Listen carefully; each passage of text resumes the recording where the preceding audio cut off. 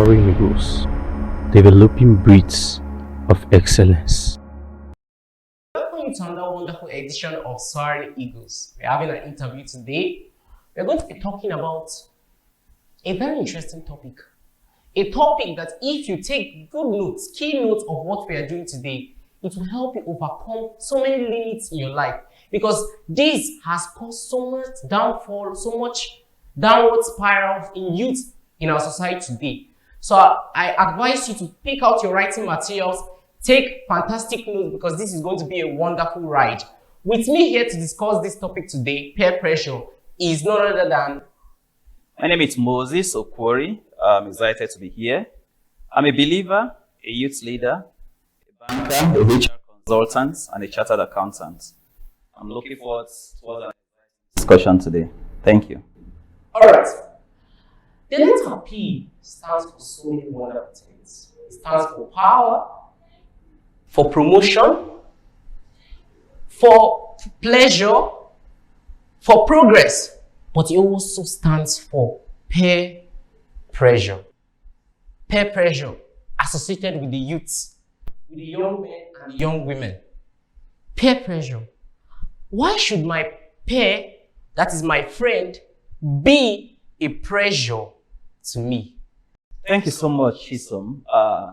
In this life, we exist and we have friends as associates, as colleagues, as acquaintances. They are our friends. We spend time with them. We believe in them, in their sense of judgments. In like manner, they have certain idiosyncrasies, certain practices they will want you to do. You know, youths are very adventurous. So in the course of that adventure, they want to be part of it. And we have kind of different upbringing. And to have a sense of relevance, there are instances where someone wants you to emulate his or her ways, and for you to belong, you see yourself trying to toe that path, even if it's against your belief and practices. So it becomes a pressure. This is not how you are, but you need to feel among. You need to be accepted. So it becomes a pressure on you. And you cannot do it without friends. So the question is, how do you control it? All this we'll discuss as time goes on. All right. Now, there are many causes of peer pressure. I've observed that some of them are parents, some of them are my siblings, some of them could be your friends. So sometimes I get to wonder, why should they call it peer pressure? Sometimes they could call it parental pressure together with peer pressure. Now, that leads me to one of my first question, some causes of peer pressure. Sir, can you please give us some causes of peer pressure in our society today? Okay, thank you so much, Chisom. The family upbringing is a factor. When I say it's a factor, you have different children, different youths with different upbringing. And because the upbringing are not the same, there are some that upbringing are aligned with the acceptable tenets, while others are not aligned. So when you have an upbringing and you have a child who is coming from a home that he or she is not exposed or not disciplined, and he or she finds his or herself in the school, influences come from friends, influences come from the environment, and you see such person begins to toe that path. It becomes a pressure on him because he does not have that self-discipline from home. Another thing is trying to be like the Joneses, live like the Joneses. I understand my background, perhaps I'm not well to do, and I want to feel among. It becomes a pressure. There's a Latin word that said, "Nemo dat caught non habet." You cannot give what you don't have. This is not you, but you want to feel among. So in doing that, you see a lot of people delving into things they are not meant to do. Another cause of peer pressure is inordinate aspiration. Your vision are inordinate. I'm not saying it's not good to have a big dream. It's good to have fantastic dream. But there are certain dreams you have that are not in alignment with the acceptable norms. You are in school, for example, you want to be very popular. You want to be highly acceptable. And the only thing for you to do is you need to join the course. You need to belong to those that matters. I had been in university, and there was a time I entered into politics, and somebody came and told me, "Oh boy, you want to do politics? You are to do pastor, or you can't join my confra." And I smiled. I said, "I'll do politics, but I'll not join confra." So what am I trying to say? Because of my aspiration, I will not say it's inordinate, but if I had not controlled that aspiration, I would have found myself there. Anyway, it's a long story. Eventually, I withdrew from that political position. I was contesting for SUG president in my university, so I withdrew. So what am I trying to say? I had an ambition, and that ambition was taking me towards a Direction a direction of pressure. of pressure. It was becoming a pressure. I didn't want to do it. So the only way for me was to opt out. So you see a lot of people, because they cannot control it at such instances, they fall into it, and retrieval becomes a very big challenge. Another thing again is the economic situation. The economic situation is another factor. There are certain people that go into vices. We have the runs gear, runs boys, or whatever, because of the economic situation. So their friends say, oh, you're sorry, without being biased. Let's say you're a lady and you're in the school, you don't have money. And friends say, you can use what you have to get what you want. What you have? What you have, your body, to get what you want. Financial empowerment. So what has resulted in that? Economic challenges. So the socioeconomic factor becomes a challenge to that. And I also say part of lack of discipline is another thing that results into peer pressure. Pressures are bound to come, but when you do not have the discipline, they become a pressure for you. You begin to battle with it to see how you overcome it. So those are a few immediate causes of peer pressure. You listed so many. You listed ambition, inordinate ambition, the kind of friends you keep. Like you mentioned when you are contesting for the politics in school and all that. But also, there is also one aspect you didn't mention that I usually find as a key part of peer pressure. Because sometimes parents compare me with my friends. And that tends to put a pressure on me, making me to run towards those friends that will put another pressure on me. So because I'm facing two pressure, I tend to go towards the way of peer pressure. Sometimes my parents don't listen to me. Sometimes they don't have a good relationship with me. So I don't even have somewhere to confide in peer pressure, and I give in to pressure. Okay, so that is the parental pressure. You know, it talks about P and the multiple meanings of P. So a parental pressure will also lead you to a peer pressure. You see, one thing parents need to understand is, you see, in this current generation where parents are blessed with wonderful children, different ideas, different level of intelligence, different level of development, and what have you. So you see a parent has gone to an occasion and he or she sees a friend's son, a friend's child, and the behavior, academics, all those things is fantastic and all that. And immediately you want your child to be in that path. Forgetting that you, the parent, perhaps, you have not even done the groundwork. The other parent did. So you want your child to be the top. You want it to be well behaved. But you have not even laid the foundation. So the child goes to the society, goes to the school, for example, and the teachers who are not having confidence in him or her.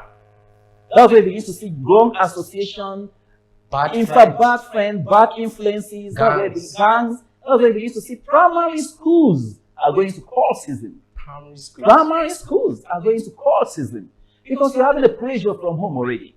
And you come to the school, secondary, primary, university, and you're having your own influences from the associate already. The home did not believe in you. So let me belong to where I feel I could be accepted. And in so doing, they begin to wallow into such actions. So it's really a big problem, and it's something that needs to be identified, dimensioned, and tackled for resolution, because the future, it destroys the future of lots of youth. Sorry, let me give you an instance. So I schooled in Lagos, and I came into JSS 2 from a particular state where I was schooling before. I had this girl, she was taking seconds, and because when I came to Lagos, the school I was before, I was doing 8 subjects. I came to Lagos, I was doing 16 subjects, 100%. And this lady was taking second position. And I was admiring her. I took above 8th position, I joined in the second term. So I was admiring her, she was one of those very outstanding. But along the line, she was beginning to have inferiority complex.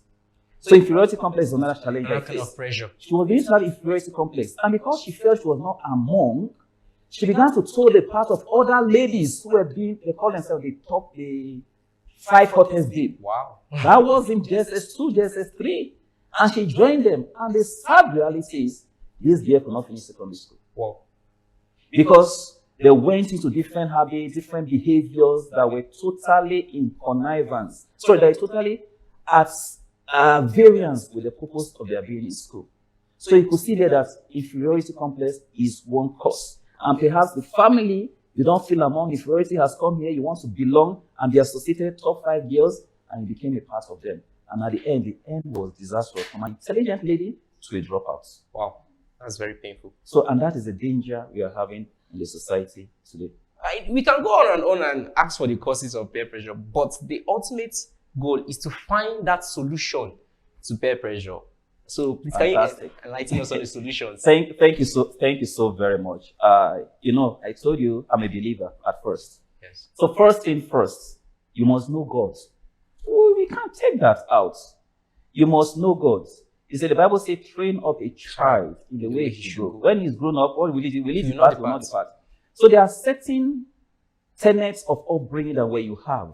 Not that you not face pressure. You will face pressure. Okay. You will face pressure, but because you're already close to God, you have that backing of the scripture that will be telling you that others will do this, but I know whose son or whose daughter I am. I am a daughter of God. So, you must have a focus. A focus. A focus. F. When you have a focus, F, you know what you're looking for. So when you have a focus, you have a direction. So peer pressure comes, you now see it as a distraction. So when you have a focus, you have to battle with distraction. You know where you are going to. So as you see a hurdle of peer pressure, you jump over it. As you see the next hurdle, you jump over it. Let me give you an instance. When I got into the university, I loved dressing in canvas, t-shirts, and jeans. Yopi. So when I came to the university, people didn't know I was a believer. So I attracted a wrong set of friends. Wow. This wrong set of friends, they thought I was that kind. So when we started interacting and all that, they discovered that my own ways were not their ways. They are different. They were different. Like, I don't understand this guy. So what was the reason? Yes, I was Yopi-like, but I had a focus. I know I was in school to study. 1, to study. 2, God, socialization, and every other thing. So you must have that focus. That focus keeps you going.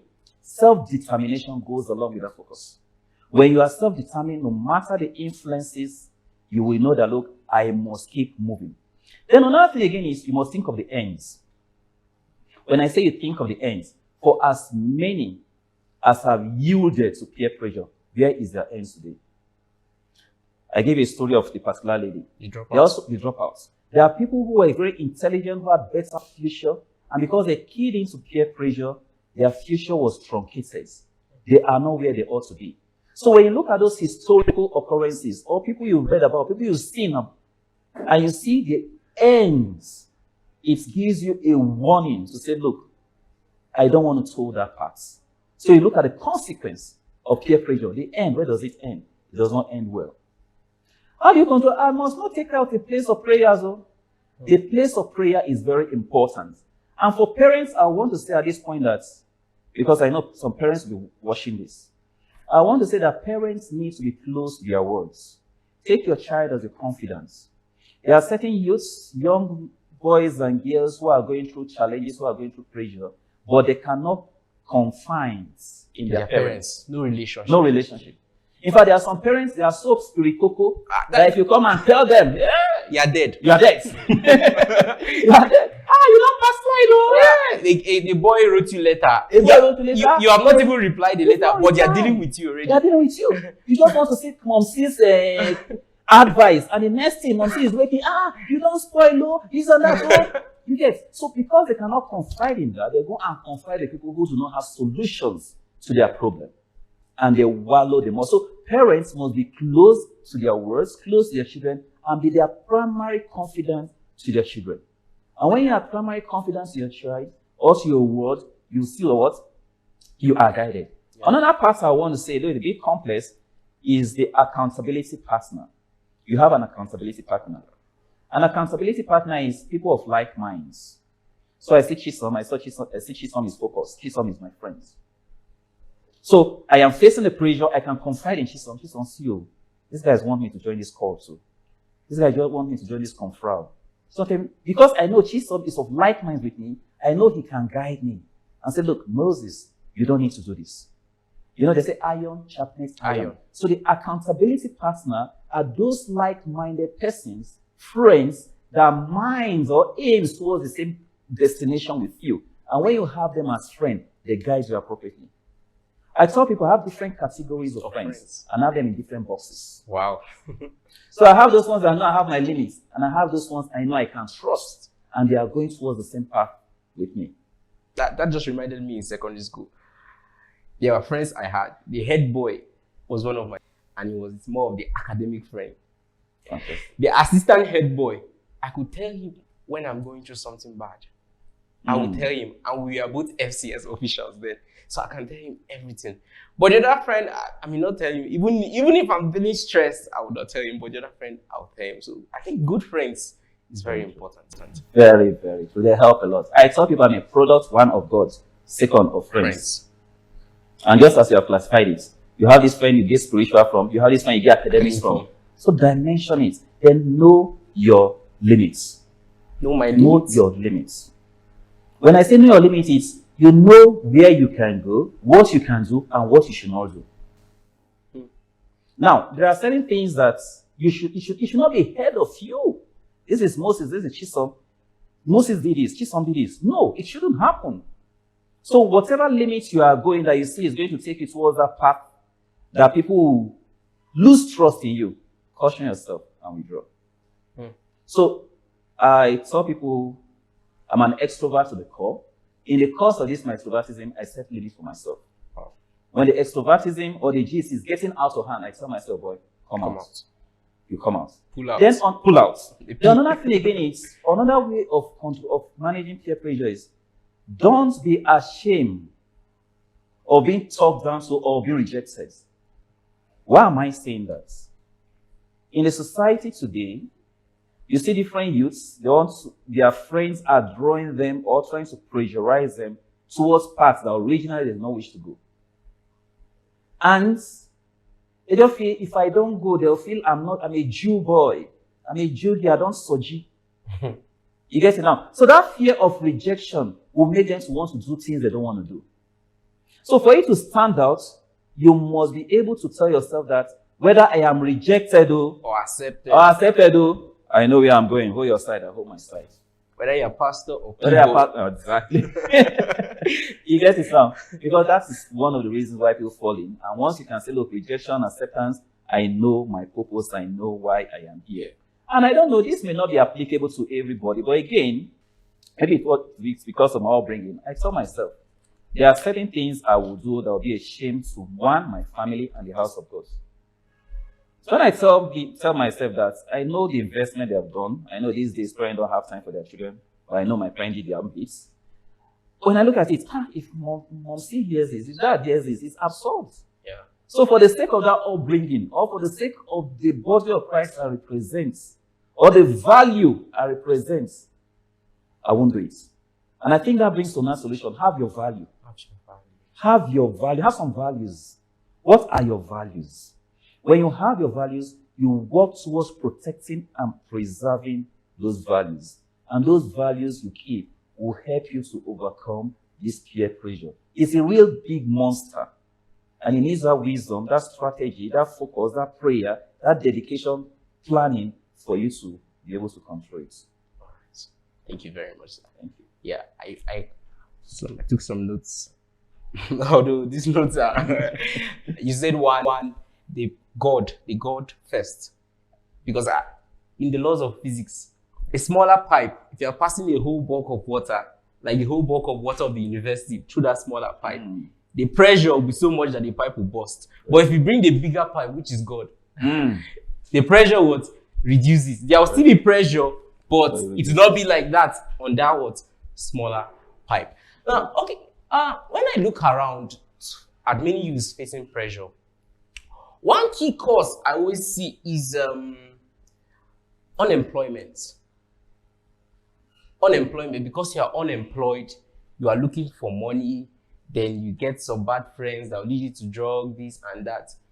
Can the government play a key role in helping to distill or helping to dissolve peer pressure in our society? Thank you so very much. Socioeconomic factor, just as you say, is one. And the unemployment is or not, it's part of the socioeconomic factor.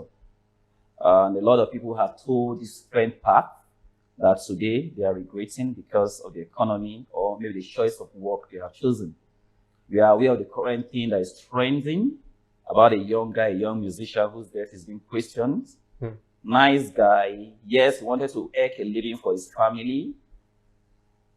He's aligned with music label, record label, and issues began to have. And so people allege that the music label, they have issues with him and all that.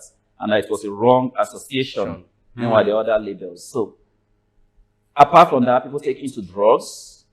People take into vices, burglary, break into your house and take this thing. So what can the government now do?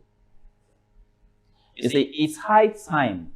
The government can't stop everything. Yeah, the government. But what role can the government play? Can we encourage entrepreneurship? The government can encourage entrepreneurship. When the government encourages entrepreneurship, I don't just go to the school to become a chartered accountant.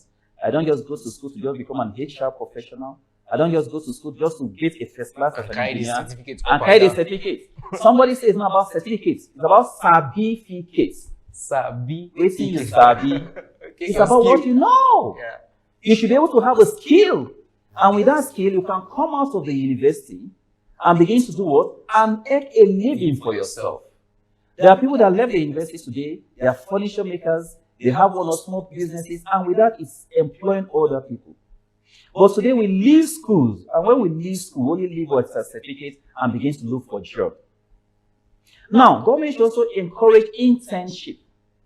And that's why I love the polytechnic system. I'm a graduate of university, but today, tomorrow, any day, I respect the polytechnic better. Why? Because I think in ND2, you have a COS. But in university, I read accounting 4 years, did 5 years though, no thanks to ASU. I never did any internship, so no practical. So can the government theory? Well, to make first class, not 4 point. Theory. I remember once them telling me that when I went to do my registration, if the power cable here is to have problem because it was the faculty of engineering, that the professor will be scared enough, will be too scared to even touch that. And he's an engineer, and he's a professor. The professor. So we must go to a level that internship program will be introduced among our curriculum. If you go abroad, most courses, even masters, you have your internship 6 months, 9 months. Most people are jackpotting today to Canada, for example, because their courses, be it masters, be it undergraduate, there is provision for a 6-month, 9-month work where you understand and you network. So if in our curriculum, we can introduce that such that there will be opportunity for internship, hands-on work and experience. It will go a long way to empower the youth, such that when they come out, they don't need to be scrambling for jobs. They'll rather be creators of jobs. And in addition to that, the government can put in place a mentoring scheme. NYC scheme is a fantastic scheme, but can we have a mentoring scheme where graduates will be sent to the innocent of this world to go on the study for 12 months? Just like the Empower scheme, all they did was to share 30,000. People never did anything with it. You can then learn skills and multiply jobs. If you go abroad, for example, in Europe, for example, as it were, most students after secondary school, they're already working because they've learned skills. And that's why people that are migrating, it's not about your certificate. It's about certificate, what you know how to do. So you could be in UK today, you could be in Canada today and have a master's, and you're not getting a job. But someone who is a polytechnic O-level holder has a job because he or she has a skill. So let's put up that internship, that mentorship in place, have a database of graduates, and with that, jobs will be created, jobs opportunity will be created, entrepreneurship will be developed. You have your small business, you employ somebody, the other one has no small business, he employs somebody, and will not be totally dependent on government any longer. And the pressure will be reduced. The pressure will be reduced. The pipe will be expanded, and the pressure will be reduced. All right. Thank you. You know, when I listen to so many enlightening talk shows like this, I do wonder, the talk shows try to give us, well, how this comes, this, how to overcome this. Well, if I am into that pressure now, if I am in that pressure now, I don't have anyone to confide in. My parents are not always there for me. I don't have anyone to confide in. how can I step out? How can I discipline myself? Because disciplining yourself is quite stressful, it's quite difficult. Someone that does not even know God is very difficult to discipline himself. How does he get enlightened enough to be able to pull himself out of that pressure? And sometimes if you're trying to pull yourself out of that pressure, there'll be threats.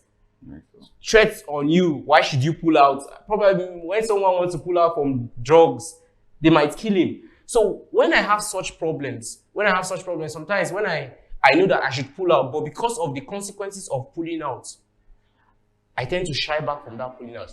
So what advice would you give to such people? Okay, thank you. Let me look at it this way. Let me look at it as students and non-students. Perhaps have graduated, perhaps are looking for admission and all that. For students, I think institutions should introduce psychologists who will handle guidance counseling. Psychologists who are versed in human psychology, who are versed in emotional intelligence, who can keep confidentiality. Not that I come and tell you my pleasure and you broadcast it to the world. That's why sometimes Yes. I observe that youths don't even go to church pastors and the rest, because the next message you are going to hear your story. So we must get to that level that we must win. Okay, at the institution level, at the level that a guidance counselor, a psychologist, an emotional intelligence expert must be able to have that confidentiality in him or her, so that students will have that confidence to approach. Now, when you don't have that, and you are not a student, and you are just let loose, it becomes a battle you are battling only yourself. Yeah. So one thing you must look around, who can you trust? Give it a try. Who can you trust among your cycle of friends? Perhaps there's somebody in your cycle whose behavior you have understood to be a unique, nice behavior. You don't just go to that person immediately and pour out your heart to him. Establish a friendship with that person. Validate if that person is living a right life. Then from there you can confide gradually in that person. Now look at the Bible, what the Bible talks about the Hebrew. That the Hebrew, the men are working and they say, we're going to follow them to the house of God because they behave like Christ. A time will come when they'll say, look, we'll follow you to the house of God because you behave like Christ. So when you see somebody's behavior, actions, you study the person, get closer to the person. If he's real, confide in that person. If he's real, because there are many hypocrites. If he is real, confide to that person. Then again, you can take a more practical approach. You see, this world we are today, it is a DIY, do it yourself. Go to YouTube, search for certain messages, search for certain talk shows and all that. And with that, you can DM, like this talk show. It will help you solve out of peer pressure. It should solve you a lot of things when it comes to peer pressure. All you need to do is go to the DM, go to the messenger. Can I talk to you? I have a challenge. Can I talk to you? How can I reach you? You drop your email, and I'm sure you reach out to the person. And when you discuss with the person, I'm sure the person will be relieved of that pressure. So the thing is, a lot of people die of pressure, depression, irrespective of the age, because they do not have anybody to confide in. Because of this holier than thou attitude that we have today. So we must be open and accept people as they are towards having a solution. That would be very wonderful advice to anyone facing pressure. Well, finally, you said you were you are still in the financial sector. Yes. Have you ever faced pressure? Very well. Very well. You see, I've been in human resource management. I've done HR management, human resource management. I've done branch management, been a branch manager. I've been operations manager. By the side, I've been a consultant. You face a lot of pressure in the work. There are certain times you are asked to do things that are wrong, and you just have to make your stand. And at times you are looked down at. It could cost you a promotion. Yeah, that's quite painful. It will cost you a promotion. It will cost you your acceleration, but you remain firm. We had instances as an HR manager where people come give you money, they want to get employees, and you just smile. And in the real sense of it, you need money. There's right with that. Yes. I've been in a situation by when I worked in operations, I was in charge of ATM at a point. I've been in a situation by we are going with 6 million. You have somebody that I want to call you, and you don't have a couple in your account, in your bank. And this is money, but as a banker, you believe the money are just work tools, as they were. So the pressures are there, pressures from family because they know you are working in a bank and think that the bank money is yours. Yeah, money dude. You get your money dude. But in the real sense of it, they are just custodians of people's money. So there are several pressure. There are pressure for you to bend the policy of the organization, to gain favor, or to favor certain people. Those pressures are bound to happen. There are pressures for you to play eye service, to get career progression. They are bound to happen. But because you know what you are there for, or what your belief and value systems are, Values. you just smile. Let me give you an instance. So this has to do with inducement. That was when I started my career a long time ago in Kano. We had an aptitude test somewhere. I was an HR officer there. And so I was in the office, only me in the office, and this guy walked up to the office with me. Well done, sir. I said, yes, sir. My mom sent me to you. I was like, how? And he said, I should give you this 20,000. Then 20,000 was money now. This was a bachelor, I need money. So is there any way you can help me? I just smiled. I said, no, I don't need money, I need money, but I can't do it. The guy was shocked. You'll be looking at You'll be looking at it. Are there instances where you go out with friends, bankers, and as what they call it, as bachelors, then where they'll go misbehave, have female, carry women and misbehave and all that? Yes, you see yourself as odd. Obviously, they make fun of you, but because you know where you are heading to, you know your focus, you know your value system, you remain resolute, you are seeing the end from the beginning. So whatever actions and inactions you are doing right now is the one that will guide you towards the attainment of that end. Because any deviation may affect the end. So why do I need to enjoy the little pressure, the little enjoyments or the little benefits I'll get from temporal benefits I'll get from the current pressure, to now face a permanent destruction that will last longer? So you make a choice and you go for the better one. So you go for the P. You go for the and leave the T. And leave the T. Exactly. Exactly. All right. I think we have gotten so much from you, sir. Thank you so much. I myself have gotten so much. One, the value system. The value system is very, very important. Know yourself. Know your values. Keep your values. Discipline. Discipline. Sometimes it's painful, but the reward is what? Gainful.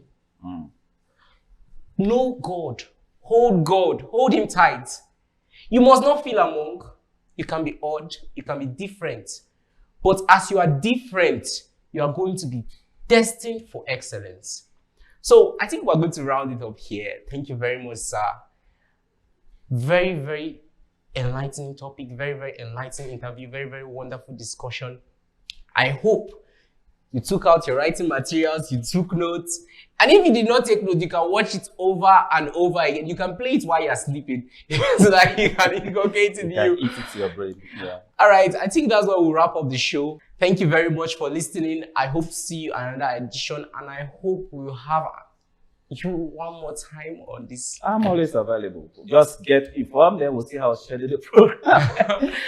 I'm excited. It's an honor to be here, and I must confess you're doing great. And I want to implore everyone to subscribe and follow this channel, because this will make you to becoming that fulfilled person, fulfilled guy, fulfilled girl that you need to be, and be a value in this society. Thank you so very much. Thank you very much, sir. I'll leave you with this last quote. Discipline is painful, but the reward is gainful. You don't need to bow to peer pressure. You can stand out. Dare to be different. Thank you.